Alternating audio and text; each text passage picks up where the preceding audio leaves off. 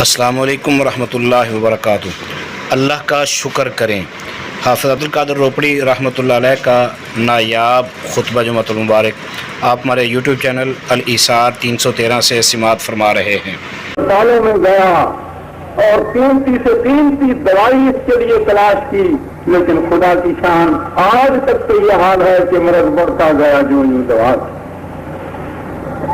سب doctor یہ کہتے ہیں کہ کٹوا دو کٹوا دو کٹوا دو۔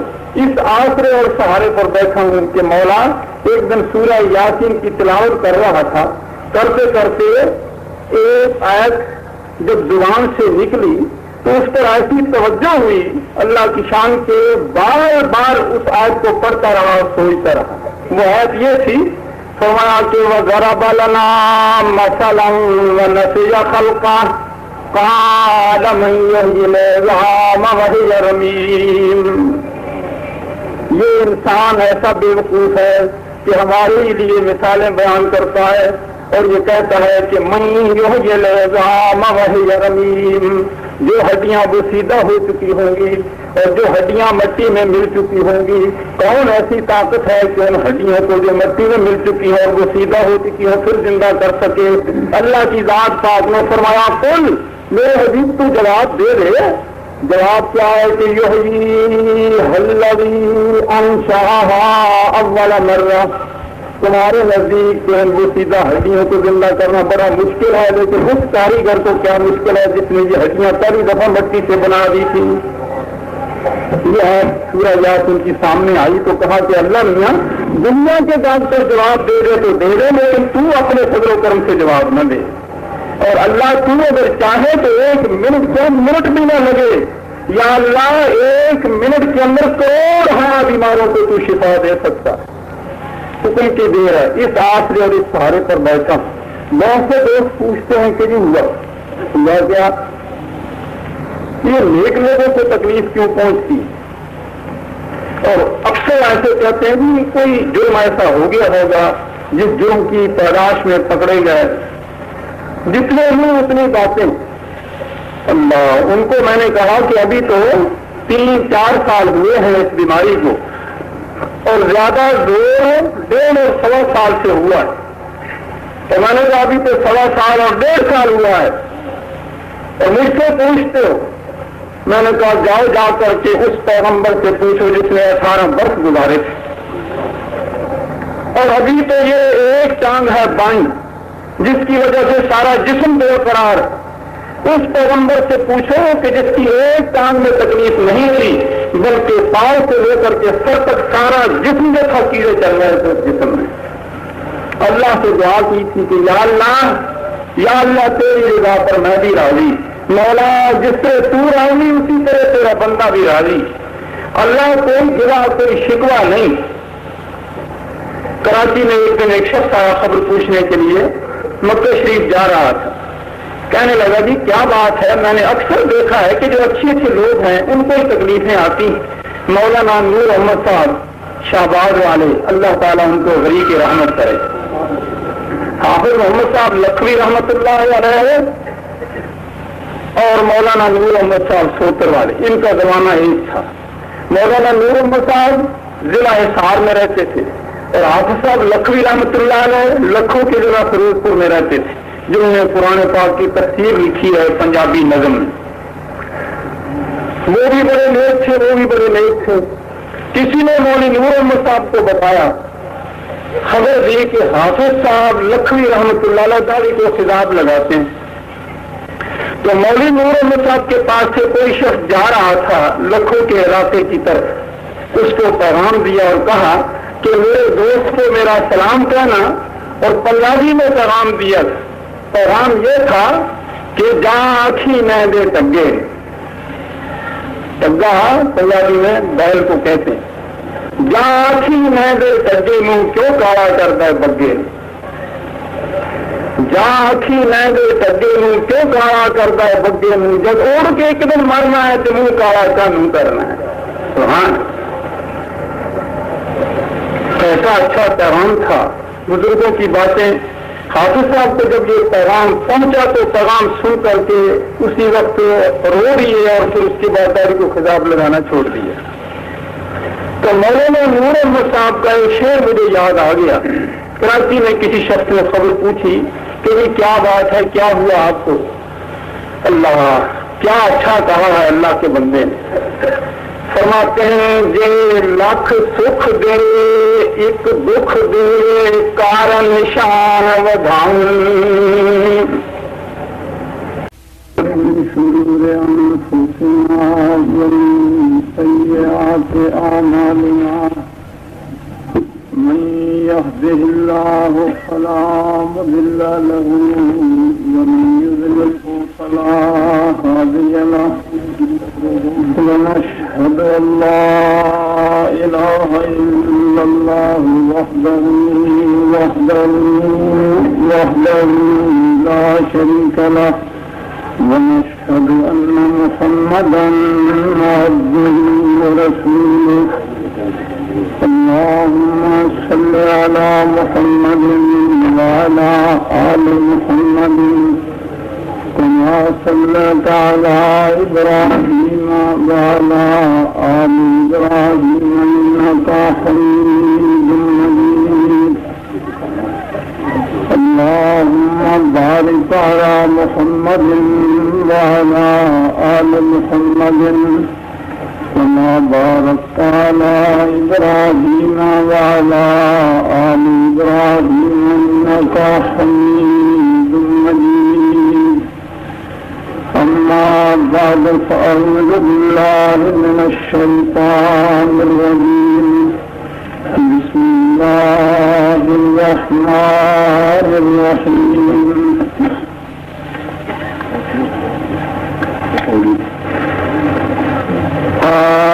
أيها الإنسان ما غرك بربك الكريم الذي خلقك فسواك فعدلك في أي سورة ما شاء ركبك.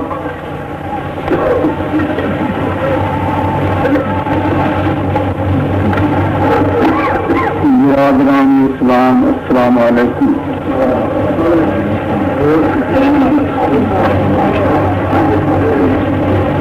سب سے پہلے اللہ تعالیٰ کا شکر ادا کرنا لازم اور فرض ہے. اللہ تعالیٰ ہم سب کو توفیق عطا فرمائے کہ ہم اللہ تعالیٰ کا شکریہ ادا کریں. اور حقیقت تو یہ ہے کہ انسان اللہ کا شکریہ ادا کر ہی نہیں سکتا. اللہ تعالیٰ کے انعامات اور احسانات کو انسان گن نہیں سکتا, شمار نہیں کر سکتا کہ جائے کہ انسان اللہ کے احسانات کا شکریہ ادا کر سکے. ایوب علیہ السلام کہا کرتے تھے کہ یا اللہ شکریہ تو تب ادا ہو سکتا ہے کہ تو ہمیں کوئی نعمت دے اور ہم بھی اس کے عوض میں کوئی چیز دیں. اللہ میاں ہمارے پاس تو اپنی چیز ہی کوئی نہیں جو ہم تمہیں دے سکیں. زبان سے اگر تیرا ذکر کریں گے تو زبان بھی تیری ہی دی ہوئی ہے.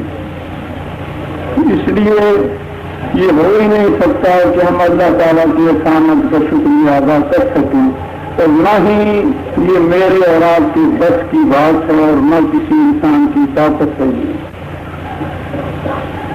صرف انسان اپنی حسب استطاعت اپنی طاقت کے مطابق جس قدر اس سے ہو سکے وہ نیکی کرتا چلا جائے. اللہ تعالیٰ کو انسان کی اگر کوئی چھوٹی سی نیکی بھی پسند آ گئی تو اس کا بیڑا پار. اسی بنا پر ایک شاعر کہتا ہے کہ کیسی بھی چھوٹی ہو نیکی تو سے ہلکا نہ جان, کیسی بھی چھوٹی ہونے کی تو سے ہلکا نہ جان, رب کو بخشش کے لیے کوئی بہانا چاہیے. اے انسان نیکی خواہ کتنی بھی چھوٹی کیوں نہ ہو تو اس خیال کے پیش نظر اس نیکی کو مت چھوڑ دے کہ یہ نیکی چھوٹی ہے. وجود میں ہو سکتا ہے کہ اللہ تعالیٰ کو یہ تیری چھوٹی سی نیکی پسند آ جائے اور اسی سے تیرا بڑا پار ہو جائے. اس لیے میرا اور آپ کا فرض یہ ہے کہ اپنی اپنی طاقت کے مطابق اللہ تعالیٰ کی تعریف سے گیت باتیں کریں گے. مگر نہ اللہ تعالیٰ کے انعامات اور احسانات گنے نہیں جا سکتے. اور 3-4 جمعے ہو گئے. اسی بیماری کے دوران لاہور میں موقع ملا خطبہ دینے کا، تو ذکر آ گیا کہ لوگ یہ کہہ رہے ہیں، بلکہ سنتے سنتے ہمارے کان تھک گئے کہ حضرات مولوی صاحبان آپ کیا جانے دنیا کہاں سے کہاں پہنچ گئی. آپ تو مسجد کی 4 دیواری میں رہے، لیکن دنیا بڑی ترقی کر گئی، دنیا بڑے عروج پر پہنچ گئی، دنیا کہیں سے کہیں چلی گئی. سائنس نے اس قدر ترقی کی ہے کہ مولانا سائنس تو اب چاند پر پہنچنے والی ہے، اور آپ ہیں کہ مسجد کی 4 دیواری سے باہر نہیں نکلے. سائنس نے بڑی ترقی کی. میں نے پوچھا، میں نے کہا سائنس نے ترقی تو بڑی کی ہے بھائی، بائیسیکل کے 2 پہیوں میں سے 1 پہیا میرا خراب ہو گیا، 1 پہیا بگڑ گیا. تو بھائی اگر سائنس نے ترقی کی ہے تو بتاؤ بازار میں کسی دکان سے 4-5 ہزار روپے میں انسان کی ٹانگ مل سکتی ہے؟ تو کہنے لگی جی یہ تو آپ ایک ایسا سوال کر رہے ہیں کہ معلوم ہوتا ہے آپ کو دنیا کی خبر ہی کوئی نہیں. میں نے کہا کیوں بھائی؟ سب لوگ یہ کہہ رہے ہیں کہ سائنس نے بڑی ترقی کی ہے اور سائنس بڑی دور پہنچ چکی. میں نے بھی اسی خیال کے پیش نظر پوچھا ہے کہ ممکن ہے شاید امریکہ میں کوئی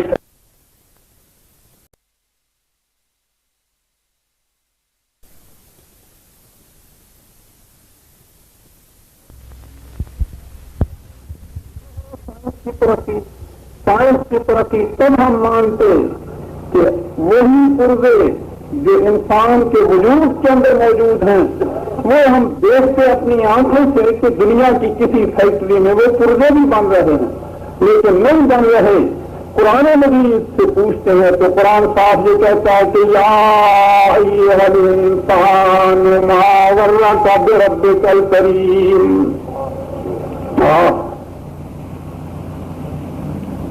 فرمایا یا ایھا الانسان ما غرک بربک الکریم الذی خلقک فسواک فعدلک فی ای صورت ما شاء رکبک.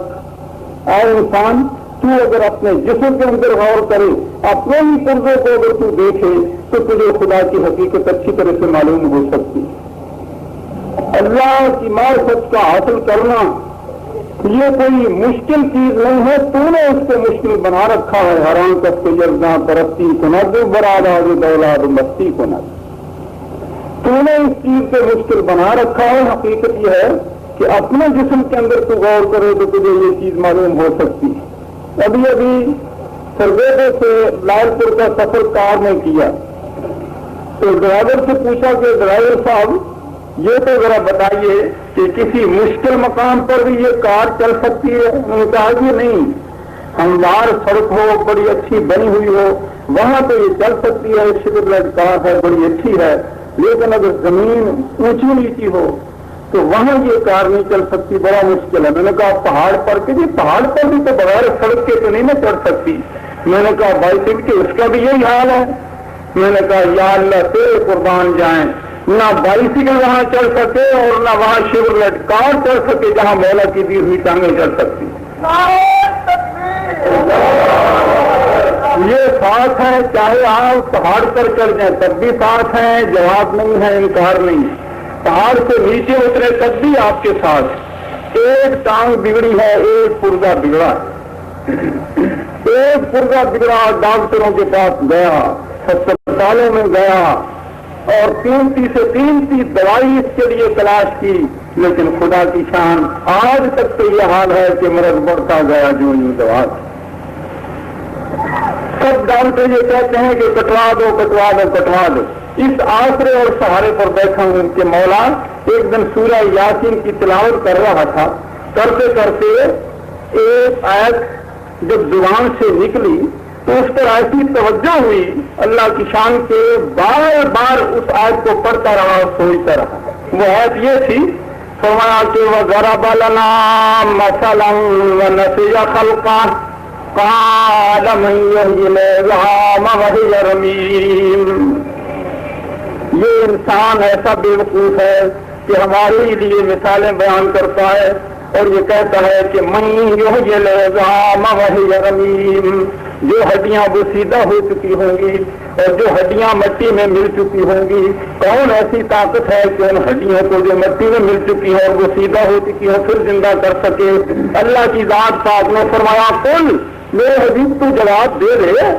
جواب کیا ہے کہ یحیی الذی انشأها اول مرہ، تمہارے نزدیک ان بسیدہ ہڈیوں کو زندہ کرنا بڑا مشکل ہے، لیکن اس کاریگر کو کیا مشکل ہے جس نے یہ ہڈیاں پہلی دفعہ مٹی سے بنا دی تھی۔ یہ ہے سورہ یاسین کی سامنے آئی تو کہا کہ اللہ میاں دنیا کے بات پر جواب دے دے تو دے دے، لیکن تو اپنے فضل و کرم سے جواب نہ دے، اور اللہ تو اگر چاہے تو ایک منٹ بھی نہ لگے، یا اللہ ایک منٹ کے اندر کروڑ ہاں بیماروں کو تو شفا دے سکتا، حکم کی دیر ہے۔ اس آسرے اور اس سہارے پر بیٹھا بہت سے دوست پوچھتے ہیں کہ جی ہوا کیا، یہ نیک لوگوں کو تکلیف کیوں پہنچتی، اور اکثر ایسے کہتے ہیں کہ کوئی جرم ایسا ہو گیا ہوگا جس جرم کی تلاش میں پکڑے گئے، جتنے ہوں اتنی باتیں۔ اللہ، ان کو میں نے کہا کہ ابھی تو 3-4 سال ہوئے ہیں اس بیماری کو، اور زیادہ زور 1.5 اور 1.25 سال سے ہوا ہے، تو میں نے کہا ابھی تو 1.25 سال اور 1.5 سال ہوا ہے، اور مجھ سے پوچھتے ہو؟ میں نے کہا جاؤ جا کر کے اس پیغمبر سے پوچھو جس نے 18 برس گزارے تھے، اور ابھی تو یہ ایک ٹانگ ہے بائیں جس کی وجہ سے سارا جسم بے قرار۔ اس پیغمبر سے پوچھو کہ جس کی ایک ٹانگ میں تکلیف نہیں تھی بلکہ پاؤں سے لے کر کے سر تک سارا جسم جو تھا کیڑے چل رہے تھے اس جسم میں۔ اللہ سے دعا کی تھی کہ یا اللہ تیری رضا پر میں بھی راضی، مولا جس سے تو راضی اسی طرح تیرا بندہ بھی راضی۔ اللہ کوئی گرا کوئی شکوہ نہیں۔ کراچی میں ایک دن ایک شخص آیا خبر پوچھنے کے لیے، مکہ شریف جا رہا تھا، کہنے لگا جی کیا بات ہے، میں نے اکثر دیکھا ہے کہ جو اچھے لوگ ہیں ان کو ہی تکلیفیں آتی ہیں۔ مولانا نور احمد صاحب شہباز والے، اللہ تعالیٰ ان کو غریق رحمت کرے، حافظ محمد صاحب لکھوی رحمت اللہ علیہ اور مولانا نور احمد صاحب سوتر والے، ان کا زمانہ ایک تھا۔ مولانا نور احمد صاحب ضلع حصار میں رہتے تھے اور حافظ صاحب لکھوی رحمت اللہ علیہ لکھوں کے ضلع فیروز پور میں رہتے تھے، جنہوں نے قرآن پاک کی تفسیر لکھی ہے پنجابی نظم میں۔ وہ بھی بڑے نیک تھے، وہ بھی بڑے نیک تھے۔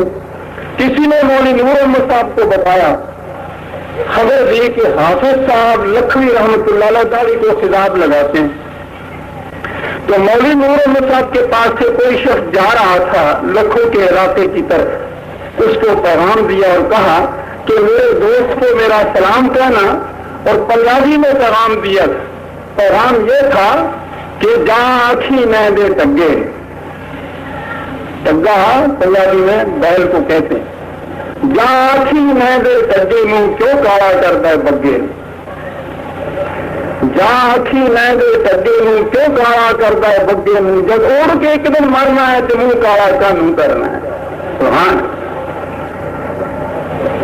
کیسا اچھا پیغام تھا، بزرگوں کی باتیں۔ حافظ صاحب کو جب یہ پیغام پہنچا تو پیغام سن کر کے اسی وقت رو دیے اور پھر اس کے بعد داڑھی کو خطاب لگانا چھوڑ دیا۔ تو مولانا نور احمد صاحب کا ایک شعر مجھے یاد آ گیا۔ کراچی میں کسی شخص نے خبر پوچھی کہ یہ کیا بات ہے، کیا ہوا آپ کو؟ اللہ، کیا اچھا کہا ہے اللہ کے بندے نے۔ فرماتے ہیں جے لاکھ سکھ دے ایک دکھ دے کارن شان ودھاؤں،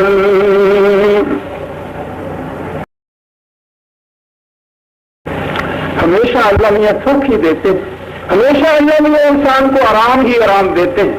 اللہ تعالیٰ کی طرف سے فضل اور کرم کی 24 گھنٹے بارش ہوتی ہے انسان پر، تو فرماتے ہیں جو لاکھ سکھ دے ایک دکھ دے کال نشان بدان، جو اللہ میاں دکھ بھی دیتے ہیں تو انسان کا درجہ بلند کرنے کے لیے، یہ بھی ساتھ ساتھ بتا گئے کہ مسلمان اور مومن کو اللہ اگر تکلیف بھی دے تو وہ ضائع نہیں جاتی۔ فرماتے ہیں جو لاکھ سکھ دے یہ لاکھ سکھ دے ایک دکھ دے کال نشان ودھان، پھر نور محمد اے نہیں لائق متھے چوڑی پان۔ میں نے ان کو یہ جواب دیا تو میرے بھائیوں یہ کوئی پوچھنے کی بات نہیں، 18 برس تک جسم میں کیڑے پڑے رہے اور پاؤں سے لے کر کے جسم سر تک سارا بے قرار تھا، کوئی عضو جسم کا باقی نہیں رہ گیا تھا کہ جس میں کیڑے نہ چل رہے ہوں۔ اللہ سے دعا کی کہ اے اللہ ایک زبان اور ایک دل کا ٹکڑا اس کو سلامت رکھنا تاکہ تیرے ذکر کی مشین چلتی رہے۔ تو میں نے کہا پوچھنے والوں ضروری نہیں، اگر یہی چیز ہے کہ کسی کو تکلیف کا آنا اور مشقت کا آنا یا کسی بیماری کا آنا یہ اللہ کی ناراضگی کا سبب ہے اور دنیا کے اندر عیش اور آرام یہ اللہ کی رحمت کا سبب ہے اور خدا کی خوشی کا سبب ہے، تو میں نے کہا دیکھ لو ایک وہ بھی تھا جو مصر کے تخت پر بیٹھ کر کے باواز بلند یہ کہتا تھا نا ربکم الاعلی، کوئی رب نہیں ہے میرے سوا، سجدہ کرنا ہے تو مجھے کرو، خدا میں ہوں۔ موسیٰ پیغمبر جھوٹا ہے، غلط کہتا ہے جو کچھ کہتا ہے۔ ایک وہ بھی تھا کہ 400 سال تک سر میں کبھی درد نہیں ہوا، خدائی کا دعویٰ کرنے والا، اور ایک یہ تھا اللہ کا پیغمبر ہے، خدا کا محبوب ہے، پیغمبر سے زیادہ پیاری شخصیت اللہ میاں کو کون ہو سکتی ہے، لیکن وہاں یہ حال ہے کہ 18 برس تک جسم میں کیڑے پڑے رہے اور قوم نے باہر نکال دیا کہ یہ بیماری متعدی ہے کہیں پھیل نہ جائے، اپنے سب بیگانے ہو گئے، برادری میں سب نے چھوڑ دیا، اللہ گوبر کے ڈھیر پر پڑا ہوا ہے خدا کا پیغمبر، خدا کے دشمن عیش اور آرام کر رہے ہیں اور اللہ کا دوست پیغمبر اس کا یہ حال ہے کہ گوبر کے ڈھیر پر پڑا ہوا ہے، پرسان حال کوئی نہیں، سب چھوڑ بیٹھے۔ اللہ 18 سال اسی طرح گزر گئے، سوائے بیوی کے ساتھ دینے والا کوئی نہیں۔ اس بیچاری نے یہ کہہ دیا کہ حضرت اللہ سے دعا کیجیے اللہ تعالیٰ صحت دے دے، تو فرمانے لگے کہ تو ابھی سے تنگ آ گئی، اللہ نے مجھے صحت دی تو میں 100 گھوڑے ماروں گا، اس لیے کہ یہ لائق نہیں تھا کہ تو پیغمبر کی بیوی ہو کر کے پھر تنگ ہو جاتی۔ 18 سال کے بعد اللہ تعالیٰ کی ذات پاک نے فضل اور کرم کے دروازے کھول دیے اور فرمایا کہ اے ایوب ارکض برجلک، اپنی ایڑی زمین پر مار۔ کہا کہ یا اللہ اس سے کیا ہوگا؟ فرمایا ھذا مغتسل بارد وشراب، اے ایوب اپنی ایڑی زمین پر مار۔ ایوب پیغمبر نے اپنی ایڑی زمین پر ماری، دیکھا کیا کہ ٹھنڈے میٹھے پانی کا چشمہ پھوٹ نکلا ہے۔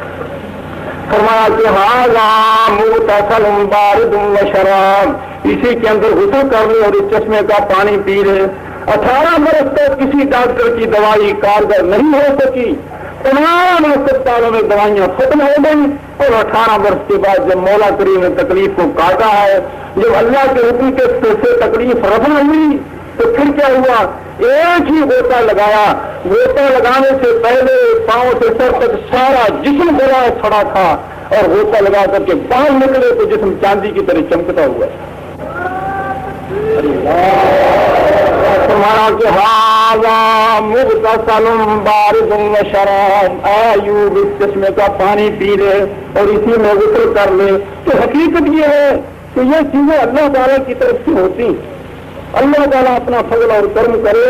ویسے رب العالمین سے صحت اور تندرستی عافیت انسان کو مانگنی چاہیے، لیکن یہ بھی یاد رکھیے اگر کسی مسلمان اور مومن کو تکلیف آ گئے خدا کی طرف سے تو صبر اور شکر کے ساتھ اس کو گزارے اور اللہ سے یہی دعا کرتا چلا جائے، اللہم انی اسألک العفو والعافیۃ فی الدنیا والآخرہ۔ میرے بھائیوں، حقیقت تو یہ ہے کہ ہم اللہ تعالیٰ کے احسانات کا شکریہ ادا نہیں کر سکتے۔ کون کون سی نعمت کو ہم لیں، کس چیز کو ہم سامنے رکھیں، اللہ تعالیٰ کے احسانات کا شکریہ ہم سے ادا نہیں ہو سکتا۔ اللہ، ایک دفعہ حج کو جا رہے تھے، مولانا اسماعیل غزنوی مرحوم ہمارے ساتھ تھے، مولانا نیک احمد صاحب شیخ الحدیث مرحوم بھی ساتھ تھے۔ تو جاتے وقت ہمارا جہاز کراچی سے جب عدن سے آگے تھوڑا سا گزرا، چوتھا روز تھا، سمندر میں سفر کرتے ہوئے، یا پانچواں روز تھا، یہ اچھی طرح یاد نہیں، تو سمندر میں تلاطم تھا، پانی میں موجیں اٹھ رہی تھیں، ہمارے ساتھ حاجی محمد اسحاق صاحب بھی تھے۔ تو کپتان اس جہاز کا کچھ اچھا تھا، تو یہ کیا اچھا تھا، اس کو کہا کہ ذرا پانی ناپ کے تو بتائیے کہ کتنا گہرا ہے پانی۔ تو انہوں نے کہا کہ پانی سمندر کا ناپا نہیں جا سکتا اور نہیں معلوم کہ کتنی گہرائی ہے۔ اللہ اکبر، اللہ خدا کی شان۔ اس وقت قرآن پاک کی یہ آیت سامنے آ گئی، اور کیا تھی کہ لو کان البحر مدادا لکلمات ربی لنفد البحر قبل ان تنفد کلمات ربی ولو جئنا بمثلہ مددا۔ اور محمد مصطفیٰ صلی اللہ علیہ وسلم آپ فرما دیجئے کہ یہ اتنے گہرے سمندر اور اتنے لمبے اور چوڑے سمندر کہ جن کے پانی کا کوئی ٹھکانا نہیں، یہ سارے کے سارے اگر سیاہی بن جائیں، تو اگر یہ سارے کے سارے سمندر سیاہی بن جائیں تو دوستو اندازہ کرو کہ کتنی سیاہی ہو جائے گی۔ آپ چاہے جتنی بھی استعمال کرتے رہیں وہ ختم نہیں ہونے میں آئے گی۔ ایک دوا چھوٹی سی جو گلاس سے بنی ہوئی سیاہی آتی ہے سوانی، آپ اس کو بحفاظت اگر استعمال کرتے رہیں تو میرے خیال میں کئی مہینوں کے لیے وہ ایک چھوٹی سی دوا آپ کے لیے کافی ہوگی۔ لیکن اللہ میاں نے قرآن پاک میں کنویں کا نام نہیں لیا، کسی جوہر کا نام نہیں لیا، کسی نہر کا نام نہیں لیا، کسی دریا کا نام نہیں لیا، بلکہ فرمایا کہ لو کان البحر مدادا لکلمات ربی۔ اے میرے پیارے پیغمبر، اگر ساتوں سمندر جن کی گہرائی کا بھی پتہ نہیں کہ کتنی ہے اور جن کے چوڑان کا اور لمبائی کا پتہ نہیں کتنی ہے، یہ ساتوں کے ساتوں سیاہی کے بن جائیں، ولو انما فی الارض من شجرۃ اقلام، اور وہ زمین پر جتنے درخت ہیں ان سب کو کاٹ کر کے ان کی قلمیں بنا لو۔ اللہ، سارے روئے زمین کے درخت کاٹ کر ان کی قلمیں بنا لی جائیں اور ساتوں سمندر اگر سیاہی کے بن جائیں، اور فرمایا کہ آسمانوں کے فرشتے اور زمین کے جن اور انسان سارے ہی لکھنے کے لیے بیٹھ جائیں، تو فرمایا کہ میرے بندوں یاد رکھو ما نفدت کلمات اللہ، تمہاری قلمیں گھس گھس کے ٹوٹ جائیں گی اور تمہارے ساتوں سمندر سیاہی کے ختم ہو جائیں گے، 7 اور ہو 14 سمندر ہو تب بھی ختم ہو جائیں گے۔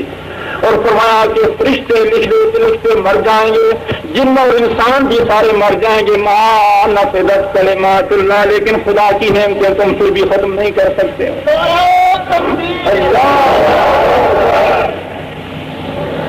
تو یہ ہے یک سامنے آئی، اللہ تعالیٰ کے احسانات کا شکریہ تو ہم سے میرے بھائیو ادا ہو نہیں سکتا۔ اس قدر احسانات کی بارش 24 گھنٹے ہو رہی ہے۔ میں اس وقت آپ بھائیوں کے سامنے لمبی چوڑی تقریر کرنے کے لیے حاضر ہوا نہیں، اور نہ ہی میرا وجود مجھے اجازت دیتا۔ اللہ تعالیٰ مجھے صحت عافیت بخشے، تو پھر انشاءاللہ تقریریں ہی کرنی ہے، نیت یہی ہے خدا کے فضل و کرم سے کہ اے اللہ تو کچھ زندگی اور دے دے صحت اور تندرستی کے ساتھ۔ یہ کوئی بات نہیں، ہاں اللہ مجھے صحت اور تندرستی کے ساتھ زندگی بخش دے تاکہ دین کی کچھ اور خدمت کر لیں۔ جن یہی چاہتا کہ دین کی خدمت کی جائے، اے اللہ ہم سے دین کی خدمت لے لے، اور اے اللہ اس دور میں اس ماحول میں جبکہ دین کی خدمت کی ضرورت اس وقت بڑی سخت ضرورت ہے۔ آپ تو یہ کہتے ہوں گے کہ مولوی بہت ہو گئے، اب تو یونیورسٹیاں تیار ہو رہی ہیں اور اب تو کوشش یہ ہو رہی ہے کہ گورنمنٹ کی طرف سے مولویوں کو تنخواہ دی جائے۔ ایک دن موٹر میں بیٹھے ہوئے ایک شخص کہنے لگا کہ مولویوں اب آپ کو بہت خوش ہونا چاہیے کہ 450 روپے تک آپ کی تنخواہیں مقرر ہو جائیں گی اور یونیورسٹیاں تیار ہو رہی ہیں، اس لیے مولوی تو بہت ہو جائیں گے۔ میں نے کہا تمہارے خیال میں مولوی بہت ہو جائیں گے، میں تو یہ سمجھتا ہوں کہ تحت رجال ہے، اس لیے کہ یونیورسٹیوں سے نکلنے والے اور 450 روپیہ تنخواہ لینے والے دین کی خدمت نہیں کریں گے، دین کی خدمت کرنے والے وہی ہوں گے جو ان چٹانوں سے اٹھیں گے جہاں سے سرکار خدا اٹھتے تھے۔ اس وقت بڑی سخت ضرورت قحط الرجال ہے اس وقت۔ اللہ تعالیٰ ہم سب کو توفیق دے کہ ہم دین کی خدمت کریں۔ میں جس خوشی میں حاضر ہوا تھا وہ خوشی مجھے بہت زیادہ بیماری کے دوران، خدا جانتا ہے میں غلط نہیں کہہ رہا، اس بیماری کے عرصے میں 1.25 سال 1.5 سال ہوا بالکل بستر پر پڑا رہتا ہوں اور قضا حاجت کے لیے بھی کسی کو بلا لیتا ہوں کہ بھی ذرا مجھے لے چلو۔ اللہ کی طرف سے اتنا بھی حکم نہیں ہے کہ میں 1 قدم یا 2 قدم تک بھی چل سکوں، لیکن اس عرصے میں اس بیماری کے دوران اللہ تعالیٰ سے یہ دعا کی کہ اے احکم الحاکمین اپنے فضل و کرم سے مجھے وہ دن دکھا دے یا اللہ کہ جب ہم متفق اور متحد ہو جائیں۔ اللہ ہم ایک سٹیج پر بیٹھے ہماری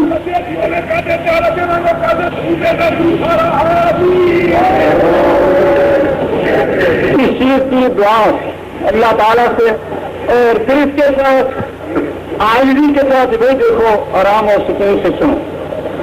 عاجزی کے ساتھ دعا یہ تھی کہ یا اللہ بیماری میں تو دعا سنتا ہے اور قبول کرتا ہے، اے اللہ تو میری دعا کو قبول کر لے۔ اللہ کا لاکھ لاکھ شکر ہے، ابھی میرے خیال میں ہمارے برادر عزیز حاجی صدر صاحب نے اعلان کیا تھا اس چیز کا، لیکن میں نے دیکھا کہ آپ کو کچھ اس سے خوشی محسوس نہیں ہوئی۔ میں چاہتا تھا کہ ہمیں سب سے زیادہ اس چیز پر خوش ہونا چاہیے۔ میں سمجھتا ہوں کہ اس کانفرنس کا سب سے بڑا کارنامہ یہی اور سب سے بڑی خوشی ہمیں اس کانفرنس کے اندر یہی ہے کہ اللہ نے اپنے فضل و کرم سے دلوں کو ملا دیا۔ اے اللہ ہمیں آئندہ توفیق دے کہ ہم مل کر کے اسی طرح دین کی خدمت کریں، اور اگر خدا نخواستہ کچھ ٹیڑھ ہو یا کچھ دلوں میں بوجھ ہو تو اللہ میاں یہ دل تیرے ہی قبضے میں۔ آج سے پہلے ہم اگر کسی کے عیوب اور نقائص نکالتے بھی تھے تب ہم اپنے ہی عیوب اور نقائص کی طرف دیکھیں۔ نہ تھی عیب کی جب ہمیں اپنے خبر، نہ تھی عیب کی جب ہمیں اپنے خبر، رہے دیکھتے اوروں کے عیب و ہنر، پڑے اپنے برائیوں پہ جب نظر تو نگاہ میں کوئی برا نہ رہے۔ اس وقت تو ہمیں اس چیز کی کوشش کرنی چاہیے کہ ہم مل کر کے کام کریں۔ میرا یہ خیال ہے کہ جماعت کو سب سے زیادہ اس پر خوش ہونا چاہیے، اور میں اللہ تعالیٰ سے دعا کرتا ہوں کہ یا اللہ ایک جامع سلفیہ جس کی بنیاد رکھی ہے جمعیت نے، اے اللہ اپنے فضل و کرم سے تو توفیق دے کہ ہم اپنی ہی زندگی کے اندر اس کو دیکھیں کہ ہم اس وقت قاہرہ کی یونیورسٹی کو یاد کرتے ہیں، لیکن اللہ وما ذالک علیک بعزیز، تیرے نزدیک کیا مشکل ہے کہ ہمارے ہی ہاتھوں سے اے اللہ تھوڑا تھوڑا بھی ہم لگاتے رہیں، لیکن اسی کو تو قاہرہ کی یونیورسٹی بنا دے۔ اللہ تعالیٰ کو کیا مشکل۔ اور میں یہ سوچتا تھا کہ آپ اس خوشی میں اس کے لیے بہت کچھ کر گزریں گے، کہ میں بڑا ہی حیران ہوا کہ آپ کو اس سے کوئی خوشی محسوس ہوئی نہیں۔ کیوں میرے بھائیوں، میں آپ سے پوچھتا ہوں، بتاؤ اس کانفرنس کے اندر سب سے بڑی خوش کن چیز ہمارے لیے کون سی؟ جی یہ تو میرے خیال میں 5-7 آدمی ہیں بیچارے جن کو کچھ اس اتفاق سے خوشی ہوئی ہے، اور باقی ہمارے عوام جو ہیں ان کو تو بیچاروں کو خبر جی سب کو خوشی ہے اور دلی خوشی ہے۔ تو پھر میں اللہ سے دعا کرتا ہوں آپ آمین کہیے اور بلند آواز سے آمین کہیے، اس لیے کہ اس آمین پر ماشاء اللہ کی کوئی دفعہ عائد نہیں ہوتی۔ ہمارے مولانا عبد المجید مدام شکر ہے کہ رب العالمین نے اپنے فضل و کرم سے ان کی کوششوں کو نوازا، اور میرے خیال میں ہمارے لیے سب سے بڑی خوشی یہی ہے، یہ نہیں ہے نا؟ ہے خوشی دل سے آپ کر رہے ہیں۔ دیکھیے کہیں ایسا نہ ہو کہ آپ ابھی مکر جائیں، تو اگر میں آپ سے پوچھتا ہوں کہ اگر آپ کو واقعتاً اس سے بڑی خوشی ہوئی ہے تو بھائیوں، جمعیت نے جس چیز کی بنیاد رکھی ہے، میرے خیال میں یہ معاملہ صرف بنیاد تک نہیں رہنا چاہیے بلکہ اس کو پایہ تکمیل تک پہنچ جانا چاہیے۔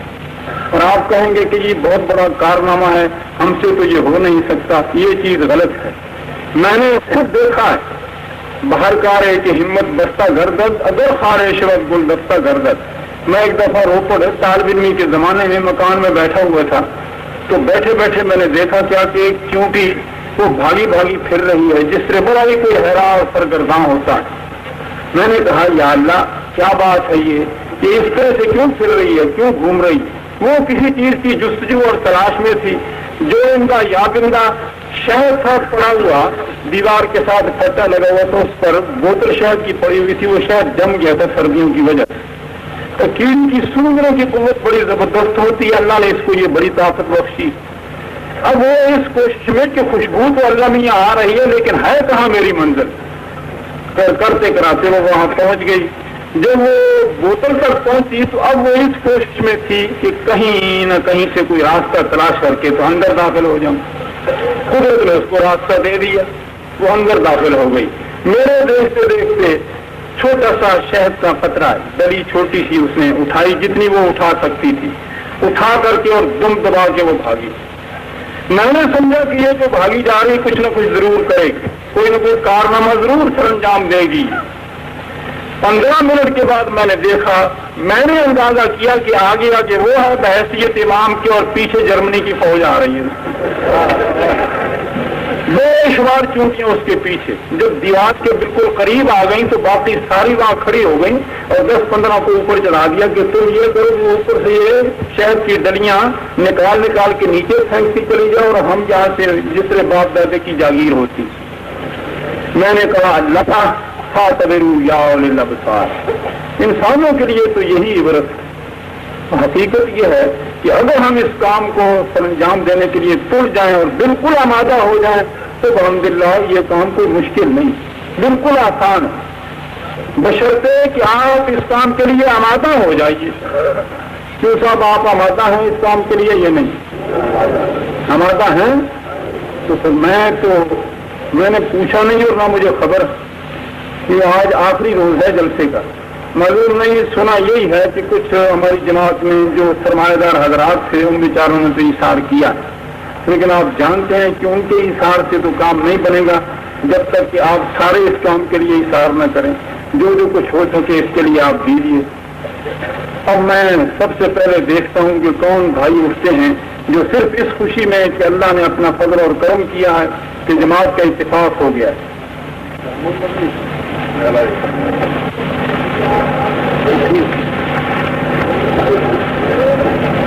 نہیں، یہ چھوٹے چھوٹے نوٹوں کے لیے میں نے اپیل نہیں کی۔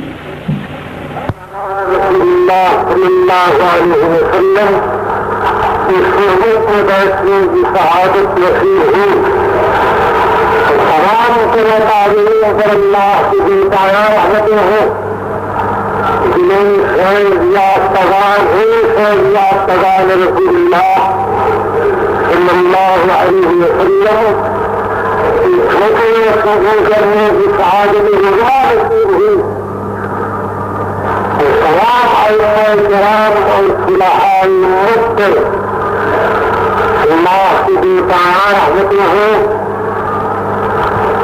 جنہوں نے اللہ کی وقت پر ڈالی، جنہوں نے اپنا وقت، اپنا مال، اپنی توانائی، اپنا جسم، اپنی جان سب کچھ اپنی راہ میں کھپا دیا۔ جزاهم اللہ عنا وعن جميع المسلمین خیر اللہ۔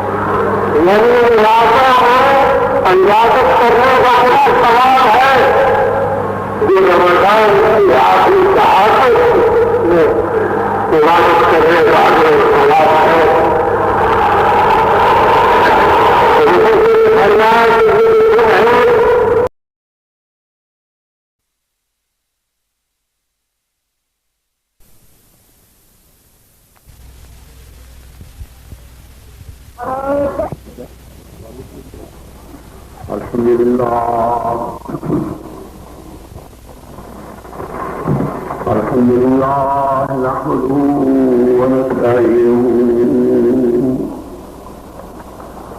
نحمده ونستعينه ونستغفره ونؤمن به ونتوكل عليه ونعوذ بالله من شرور أنفسنا ومن سيئات أعمالنا من يهده الله فلا مضل له ومن يضلل فلا هادي له ونشهد أن لا إله إلا الله وحده لا شريك له ونشهد أن محمدا عبده ورسوله إن الله وملائكته يصلون على النبي يا أيها الذين آمنوا صلوا عليه وسلموا تسليما اللهم صل على سيدنا محمد النبي الأمي وعلى آله وصحبه أفضل صلواتك وأزكى بركاتك كلما ذكره الذاكرون وغفل عن ذكره الغافلون صلاة عدد خلقك ورضا نفسك وزنة عرشك ومداد كلماتك صلاة دائمة بدوامك صلاة كما تحب وترضى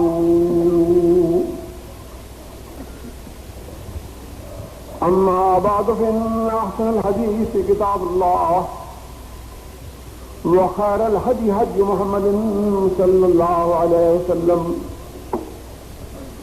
وشر الأمور محدثاتها وكل محدث بدعة وكل بدعة ضلالة أما بعد فأعوذ بالله السميع العليم من الشيطان الرجيم لا تحرك به لسانك لتعجل به إن علينا جمعه وقرآنه فإذا قرأناه فاتبع قرآنه ثم إن علينا بيانه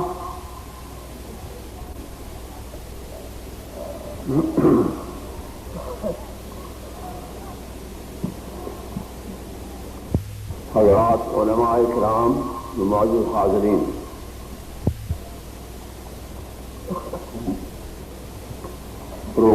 کے مطابق مجھے پہلے حاضر ہونا چاہیے تھا یعنی تقریر کے لیے، لیکن میں ایک عرصے سے بیمار ہوں، درد دل کے عارضے میں مبتلا ہوں، کچھ عمر کا تقاضا ہے، کچھ بیماری کی تکلیف ہے۔ میں تو اب جلسوں میں تقریر کے قابل نہیں رہا، جب بھی کچھ کہتا ہوں تو مجھے تکلیف تھوڑی تھوڑی رہتی ہے، لیکن دوستوں کے اصرار بلکہ اخلاص کہنا چاہیے، دوستوں کے اخلاص سے میں مجبور ہو جاتا ہوں اور میں انکار کے لیے کوئی اپنے لیے طاقت نہیں پاتا ہوں اور حاضر ہو جاتا ہوں۔ اس وقت بھی میں تکلیف محسوس کر رہا ہوں۔ میں نے کوشش کی تھی کہ میں کچھ دیر آرام کروں اور حضرت مولانا اسماعیل صاحب کے ارشادات سے آپ لوگ مستفید ہوں اور اس عرصے میں مجھے کچھ افاقہ ہو جائے۔ مجھے کچھ کمی ضرور ہوئی ہے لیکن اب بھی درد محسوس کر رہا ہوں۔ بہرحال میں تھوڑے عرصے میں کچھ عرض کرنا چاہتا ہوں۔ اللہ تعالیٰ مجھے توفیق عطا فرمائے کہ میں جو کچھ میرے دل میں ہے میں اس کو آپ کے سامنے پیش کر سکوں۔ مجھے جو آپ سے عرض کرنا ہے، میں اس اجتماع کو غنیمت سمجھتے ہوئے یہ چاہتا ہوں کہ میں آپ کو جماعت اہل حدیث یا مسلک اہل حدیث سے تعارف کراؤں۔ اس کی وجہ یہ ہے کہ اس قسم کا مضمون یا تو اس لیے ہوتا ہے کہ ہم پر جو اعتراضات ہیں، ہمارے خلاف جو اتہامات ہیں، ان کا آپ جواب دیں اور اپنی پوزیشن صاف کریں، اور اس لیے بھی ہوتا ہے کہ خود جماعت اہل حدیث کو ہم بتائیں کہ تم کیا ہو، تمہارا مسلک کیا ہے اور تم کو زندگی کس سے بسر کرنی چاہیے۔ یقین جانیے کہ میرے دل میں اس قسم کے اجتماعات میں سب سے پہلی خواہش یہ ہوتی ہے کہ میں اہل حدیث کو بتاؤں کہ تم کیا ہو، تمہاری تاریخ کیا ہے، تمہارا مسلک کیا ہے اور تم کو کس طرح دینی زندگی بسر کرنی چاہیے، بجائے اس کے کہ تم دوسروں پر اعتراض کرو، دوسروں پر نقد و جرح کرو، دوسروں کے ثواب و خطا کو بیان کرو۔ میں اس کو ضروری سمجھتا ہوں کہ ہم اپنے عیوب کو، اپنے نقائص کو، اپنی کمزوریوں کو پہلے دیکھیں اور اس کی اصلاح کریں۔ میں سمجھتا ہوں کہ یہ سب سے پہلا فرض ہمارا یہی ہے کہ ہم خود سمجھیں کہ اہل حدیث کیا ہے، اس کا مسلک کیا ہے، اس کی دعوت کیا ہے، اور کیا ہم اپنے مسلک پر خود چل رہے ہیں، اور کیا خود ہماری راہ ٹھیک ہے، یا ہم بالکل گناہوں اور خطاؤں اور لفظوں سے پاک ہیں اور ہم صرف دنیا کی رہبری اور رہنمائی کے واسطے ہیں، ہر ایک کے خلاف کچھ کہنے کے لیے ہیں، اپنے لیے کچھ کہنے کی ضرورت نہیں۔ میں سمجھتا ہوں کہ ہمیں بمقابلہ اس کے کہ ہم دوسروں پر اعتراضات کریں، دوسروں پر نقد و جرح کریں، زیادہ ضرورت اس کی میں سمجھتا ہوں کہ ہم اپنی اصلاح کریں۔ میری رائے یہ ہے، میں آپ سے معافی چاہتا ہوں اگر آپ کو اس سے اختلاف ہو۔ ہم میں دینی اخلاقی انحطاط اور زوال شروع ہے۔ ہم جماعت اہل حدیث وہ تھی کہ جو عزائم کو چاہتی تھی، رخصتیں نہیں چاہتی تھی، رخصتوں کو پسند نہیں کرتی تھی بلکہ عزائم کو پسند کرتی تھی کہ افضل کون سا عمل ہے، اعلیٰ کون سا عمل ہے، سنت کا تقاضا کیا ہے، قرآن کی تعلیم اس بارے میں کیا ہے، حدیث رسول اللہ کی اس بارے میں کیا ارشادات ہیں، صحابہ کرام کا طرز عمل کیا تھا۔ اب ہم رخصتوں کو تلاش کرتے ہیں، اگر کہیں سے کوئی ایک قول مل جائے کہ ایک رکعت بھی پڑھی جا سکتی ہے تو ہم زندگی بھر ایک رکعت بھی تو پڑھتے ہیں. یہ ہمارا دینی انحطاط ہے. اگر ہمیں معلوم ہو جائے کہ کسی روایت سے ثابت ہوتا ہے کہ ظہر سے پہلے 4 سنتیں یا 2 سنتیں پڑھ سکتے ہیں تو تمام عمر ہم ظہر سے پہلے 2 ہی رکعتیں پڑھیں گے. اگر کسی جگہ پر یہ معلوم ہو جائے کہ ننگے سے نماز پڑھنی جائز ہے تو ہم ٹوپیاں اتار کر کے صفوں کی صفیں ننگے سے کھڑے ہو جائیں گے. سن لیجیے مختصر یہ کہ جماعت اہل حدیث کی ابتدا اور اس کی زندگی اس ملک میں جب ہم نے شروع کی ہے تو اس کی دعوت عزائم کی طرف تھی, اعلیٰ اور افضل کاموں کی طرف تھی. رخصتیں ہم نہیں تلاش کیا کرتے تھے, اب ہم رخصتیں تلاش کرتے ہیں. یہ ہمارا دینی انحطاط اور دینی کمزوری ہے. یہ میں نے جملے مختصر سی بات کہہ دی. میں اصل میں کچھ بیان کرنے والا تھا. مقصد میرا اس لیے ہے کہ ہمیں اپنی اصلاح کی طرف پہلے توجہ کرنی چاہیے. خود ہم کو سمجھنا چاہیے کہ اہل حدیث کیا ہے اور اہل حدیث کو کیا ہونا چاہیے اور کس طرح اس کو اپنی زندگی بسر کرنی چاہیے. میں نے قرآن کریم کی جو آیت پڑھی ہے آپ کہتے ہوں گے کہ اس کے ساتھ کیا تعلق اس کا. میں اس جگہ پر 2 باتیں عرض کرنا چاہتا ہوں. قرآن کریم نے اس آیت میں اللہ تعالیٰ نے اس آیت میں ہم سے 2 وعدے کیے. اب یہ تمہید ہے, میں اس کے بعد پھر اصل مقصود پڑھاؤں گا. اللہ تعالیٰ مجھے توفیق دے اور میری صحت اس قابل بنا دے کہ میں بیان کرتا جاؤں. 2 وعدے ہیں اس آیت میں. ایک ہے ان علینا جمعہ و قرآن, اور ایک ہے ثم ان علینا بیانہ, کہ قرآن کریم کا جمع کرنا یہ ہمارے ذمہ ہے, اور پھر اس کی تشریح بھی ہمارے ذمہ ہے. اس ایک وعدے کا ذکر دوسری آیت میں یوں ہے کہ انا نحن نزلنا الذکر وانا لہ لحافظون, ہم نے قرآن مجید کو نازل کیا ہے اور ہم اس کے محافظ ہیں. جی, اور اس آیت نے فرمایا کہ ہمارے ذمہ ہے اس قرآن کریم کو جمع کرنا اور اس کا پڑھانا. اور دوسرا وعدہ کیا ہے کہ ثم ان علینا بیانہ, اس قرآن کا بیان, اس کی تشریح اور اس کی توضیح بھی ہمارے ذمہ ہے. تشریح اور اس کی توضیح بھی ہمارے ذمہ ہے. تو ایک ہے قرآن کریم اور ایک ہے قرآن کریم کا بیان, قرآن کریم کی توضیح اور اس کی تشریح. قرآن کریم کا بیان, قرآن کریم کی تشریح اور اس کی توضیح سوائے حدیث کی اور کوئی چیز نہیں ہے. یا اور کوئی چیز ہے؟ کوئی نہیں. تو اس لیے میرا کہنا یہ ہے, گزارش یہ ہے کہ قرآن کریم نے 2 چیزیں بیان کی. اس میں اللہ تبارک و تعالیٰ نے جس طرح کا قرآن کریم کی حفاظت کا وعدہ کیا, اپنے ذمہ لیا ہے, اسی طرح سے قرآن کریم کی بیان اور قرآن کریم کی تشریح بھی اپنے ذمہ لی ہے.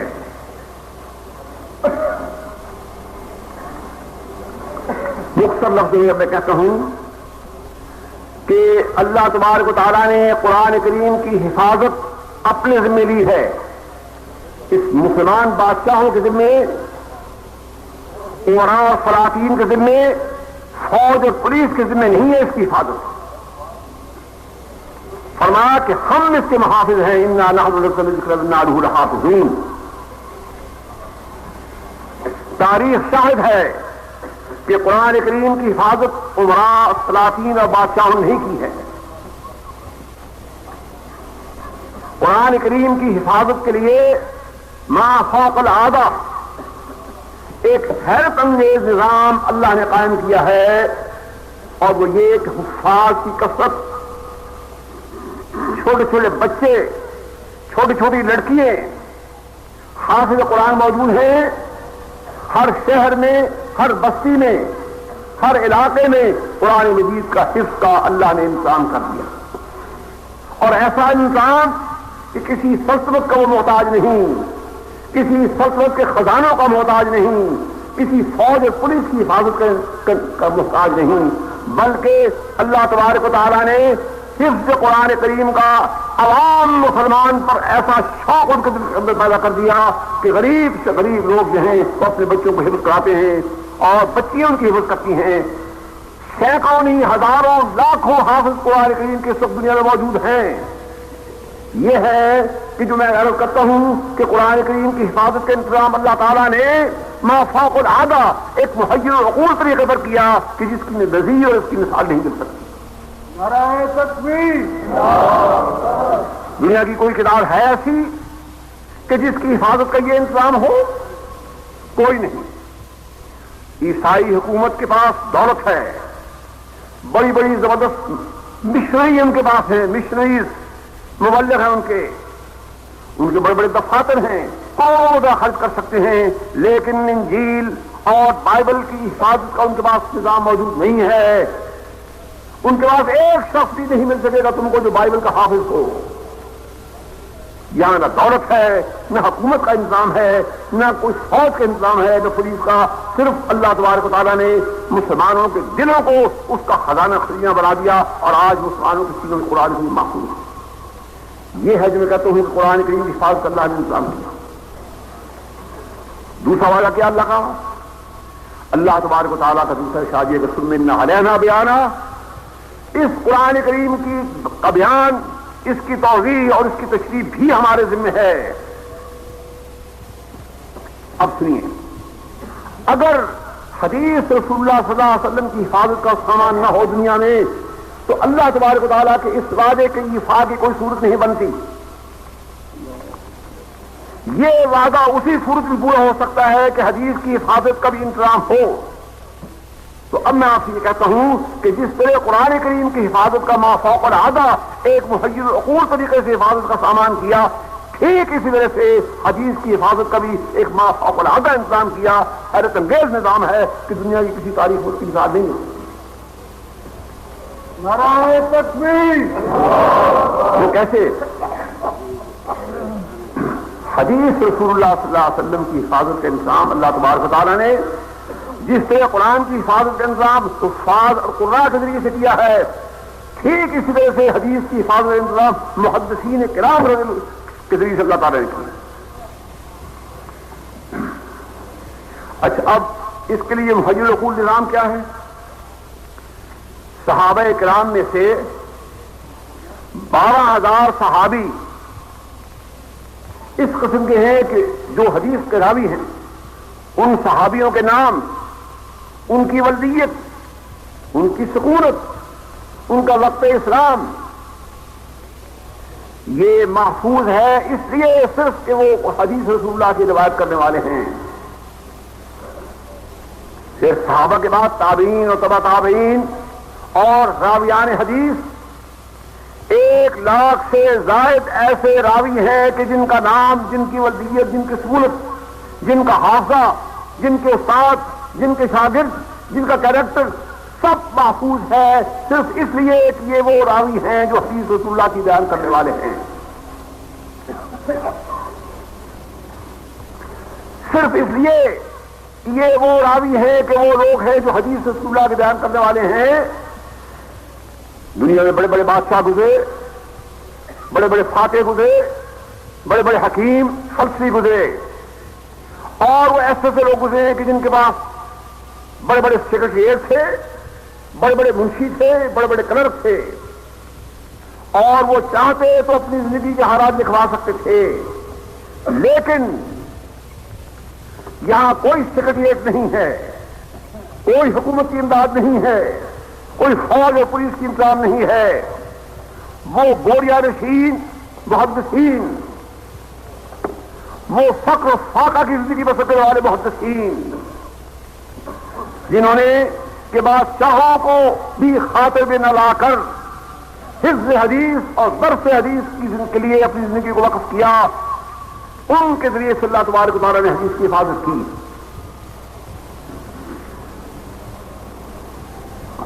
یہ ہے جو میں آپ سے کہتا ہوں کہ اللہ تبارک و تعالیٰ نے حفظ حدیث کا انتظام محدثین کے ذریعے سے کیا. یہ صرف رسول اکرم صلی اللہ علیہ وسلم کی زندگی، آپ کی حیات طیبہ کو یہ شرف حاصل ہے کہ آپ کے اقوال، آپ کے ارشادات، آپ کے اعمال، آپ کی زندگی کا ایک ایک گوشہ اس طرح محفوظ ہے کہ دنیا کسی بادشاہ، کسی نبی، کسی ولی، کسی فقیر، کسی حکیم، کسی مہندس، کسی فاتح کو بھی یہ چیز حاصل نہیں کہ اس کی زندگی اس طرح محفوظ ہو جس طرح کہ رسول اللہ صلی اللہ علیہ وسلم کی زندگی محفوظ ہے. اب یہ آپ کے ارشادات اور آپ کے اعمال اور آپ کی زندگی کا اس سے محفوظ رہنا، یہ ہے جو میں آپ سے کہہ رہا ہوں کہ یہ ایک واجب العقول نظام ہے کہ جو اللہ تبارک و تعالیٰ نے آپ کی زندگی کو اس سے محفوظ رکھا. اور آپ کی زندگی جو ہے وہی حقیقت میں قرآن کی بیان، قرآن کی تفسیر اور قرآن کی تشریح.